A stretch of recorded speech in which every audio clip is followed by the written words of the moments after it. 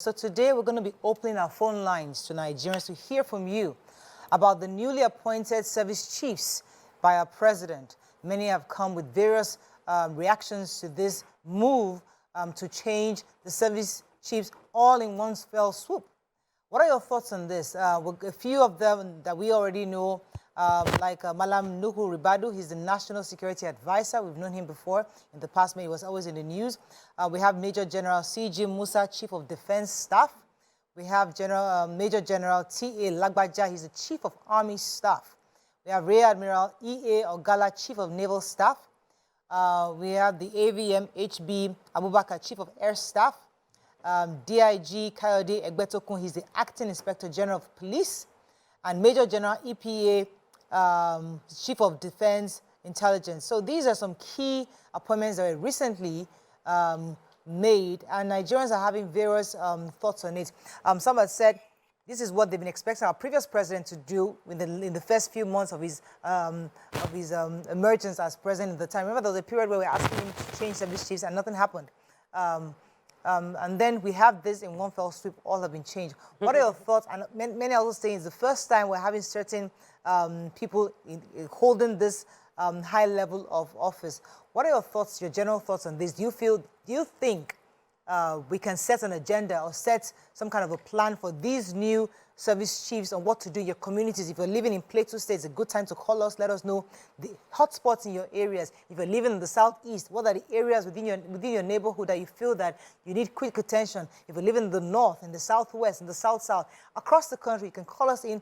Let us find a way to give feedback to these new service chiefs based on what our experiences are on the daily. You can call us on the numbers on your screen, 081-270-53687, 091-390-7694. You can also tweet to us at TVC Connect. Please hashtag your view TVC so we can read your tweets. So for me, it is any change, any change is good if it is properly channeled. So when I heard the news, I'm like, yeah, it's a new administration. We cannot expect to be doing the same thing we were doing before and want to get a different result. So it is expected that there should be change. Maybe we were not expecting it to be so radical. We did not expect that, dissolve all the boards of all the agencies, every service chief out, IGP changed, IGP changed. So maybe we didn't expect that sweeping move. But if we look at the antecedents of President Bola Ahmed Tinubu, he seemed to be one to make those kind of audacious sweeping move, like I want to achieve my goal. And there is no matter how huge or positive his economic plans are, without security, we cannot achieve any substantial growth. So the security architecture of Nigeria is too important that I'm happy within a 1 month, in less than a month, he is giving it the necessary consideration. I have not done an analysis of all the appointments, but there are a few faces that we know, and I'm just happy there is change. And if they are given the free hand to do what they need to do, and there is check allowed on them, we should see positive improvements. But we do need security architecture change. Yeah. Someone is saying that we shouldn't go to bed. Don't go to bed without checking the 10 p.m. news, because something just always happens in the next. In evenings, make sure you watch the news, because by morning, you could have just changed our flag self to red, white, red. Yes, a lot, like in the evenings. I said, I think he does it in the evening, so that by morning, you're up and ready to go. Life has changed. Yes, Mary, your thoughts? But, especially for me, this is important, where I want the caliber of people that he's put in as service chiefs. We know that in the last administration, a lot of us can argue, that we don't think the service chiefs did very well. I mean, they can give their own personal report and say that, they have done well. They can give you some of their successes, but, the general thought is that we didn't do very well.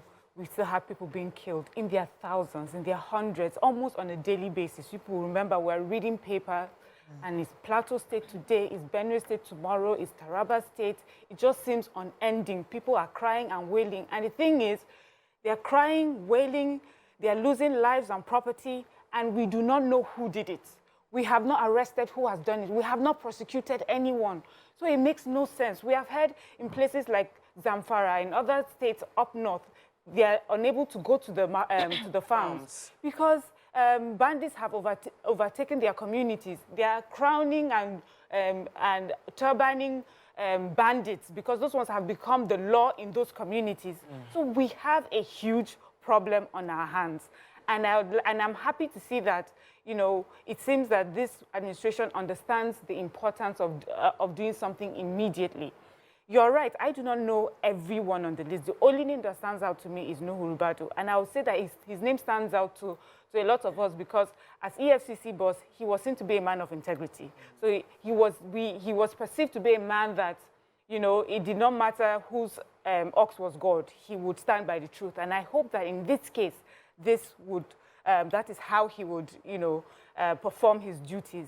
It does not matter what the big names associated with what is happening security-wise in our country. We want someone to tell us the truth. Secondly, the president had mentioned something about intelligence being the best way to fight insurgency, and I agree. I understand the weapons of war, the guns, remember the fighter jets. If you don't have the important information on how these people operate, where they are, weapons of war, the physical ones, will just end up, you know, killing the innocent and the guilty at the same time. We need to know what we've seen in the fight against insurgency so far. It seems that they seem to have more intelligence than our military in the past administration. They seem to know when our military was about to attack. They seem to know where we're headed, what our plans were. We seem to always be chasing after them. And I hope that in this particular administration, we will be ahead. I hope that, and when we see that, what will happen is that people in the community would work with government to speak up. Because one of the things that they've always said is, we cannot fight this war without the support of the community. We cannot fight this war alone. People in the community need to be able to speak up. If you see something, you must say something. But people have not said anything because they feel that when we say something, it doesn't go anywhere. We see the same people who have reported just walking around. We see people being forgiven or asked to be rehabilitated. Meanwhile, we're suffering the consequences of banditry. So when we see that people are being arrested and prosecuted, Nigerians will be willing to work with government to make sure that these people are brought to book. For me, it's just so important that this is taken seriously. So, this matter. This is a welcome development. With any new leadership, there must be changes because you would want to work with people who you believe have the capacity to do the work, and that takes away the excuse of that was how they were doing it before I came. We don't want to hear that excuses going forward. If you look at Premium Times online, you will see a breakdown of all the service chiefs that have been newly appointed, and they have like great qualifications. I had to just run through them. They are well qualified according to their CVs, all out there. So Nigerians who are still skeptical about the sort of people that have been, you know, appointed should go there and look at their credentials and, you know, their capacity. That's one. Secondly, we've had issues of insecurity for a very long time, and it was one of the things that has affected every aspect of the economy. So without proper security in the country, you're not able to do your farming, you're not able to go, children are not able to go to schools. We have a lot of, a number of out-of-school children running into millions because of insecurity. And so if this current administration can work on the issue of insecurity, that will go a long way for what Nigerians will get. And also, we had the complaints that, you know, I like the fact that she mentioned it seemed like the terrorists had more intelligence. They had more intelligence because there are people within our own system that were sabotaging their process. So they were getting first-hand information. This current administration needs to fish out those people within our own security. Those, what do they call them? That do ofofo. There's a name for them. Spies, and there's also another name for them.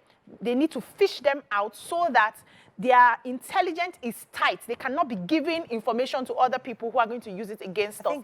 The communities as well, who have sold their souls because of a morsel of bread, who give out their brothers and give out this information to attack their own people, need to give their lives to Christ so that we are all working together.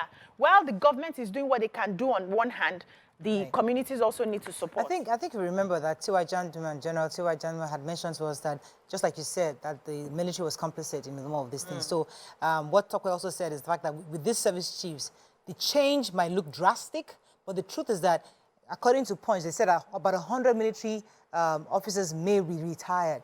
Now, what you're doing is you're almost sucking out complete overhaul. Yeah. And hopefully that gesture in itself can restore confidence of the people to the military, because, as you said, it's a communal thing. You can't fight terror alone. We need community engagement. So we needed this trust to be earned by this singular action. It was trust that, okay, we have a new sheriff in town. You can't even dispute who's in charge. You know, by our previous administration, we used to wonder, is he a guy? Is he a cabal? We know who the head, who is making the shots here. And it's quite interesting. So it just changes perception for the people. Let's go on a quick break. When we come back... Stay tuned. Your View will be right back.